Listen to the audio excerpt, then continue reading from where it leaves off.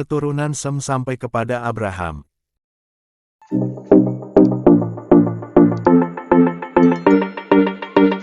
Inilah daftar keturunan Sem. 2 tahun sesudah banjir besar, Sem genap berumur 100 tahun. Pada tahun itu, dia mendapat seorang anak laki-laki bernama Arpaksad. Sesudah Arpaksad lahir, Sem masih hidup 500 tahun lagi. Dan sepanjang hidupnya, Sem mempunyai beberapa anak laki-laki dan anak perempuan lainnya. Pada waktu Arpaksad berumur 35 tahun, dia mempunyai anak laki-laki bernama Selah. Sesudah Selah lahir, Arpaksad masih hidup 403 tahun lagi. Dan sepanjang hidupnya, Arpaksad mempunyai beberapa anak laki-laki dan anak perempuan lainnya. Pada waktu Selah berumur 30 tahun, dia mempunyai anak laki-laki bernama Eber. Sesudah Eber lahir, Selah masih hidup 403 tahun lagi. Dan sepanjang hidupnya, Selah mempunyai beberapa anak laki-laki dan anak perempuan lainnya. Pada waktu Eber berumur 34 tahun, dia mempunyai anak laki-laki bernama Pelek. Sesudah Pelek lahir, Eber masih hidup 430 tahun lagi. Sepanjang hidupnya, Eber mempunyai beberapa anak laki-laki dan anak perempuan lainnya. Pada waktu Pelek berumur 30 tahun, dia mempunyai anak laki-laki bernama Rehu. Sesudah Rehu lahir, Pelek masih hidup 209 tahun lagi.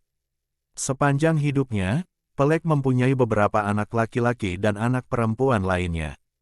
Pada waktu Rehu berumur 32 tahun, dia mempunyai anak laki-laki bernama Seruk. Sesudah Seruk lahir, Rehu masih hidup 207 tahun lagi.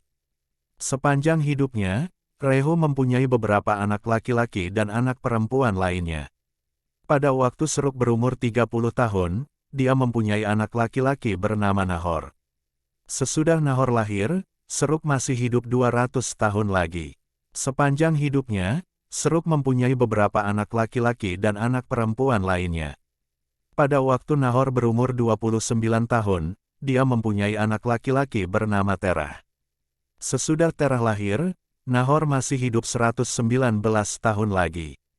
Sepanjang hidupnya, Nahor mempunyai beberapa anak laki-laki dan anak perempuan lainnya. Pada waktu Terah berumur 70 tahun, dia mempunyai anak laki-laki bernama Abram. Selain Abram, lahir pula 2 orang lagi anak laki-laki bagi Terah, yaitu Nahor dan Haran. Haran mempunyai seorang anak laki-laki bernama Lot. Haran meninggal di kampung halamannya, yaitu Ur di Babel, sementara ayahnya masih hidup. Abram menikah dengan Sarai. Nahor menikah dengan Milka, anak Haran. Anak perempuan Haran yang lainnya bernama Yiska. Sesudah menikah selama beberapa tahun, Sarai tetap tidak mempunyai anak karena dia mandul.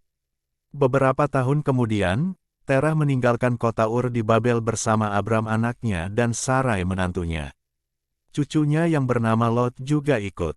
Terah bermaksud pergi ke negeri Kanaan. Namun, setibanya di kota Haran, mereka menetap di sana. Ketika berumur 205 tahun, Terah meninggal di kota Haran.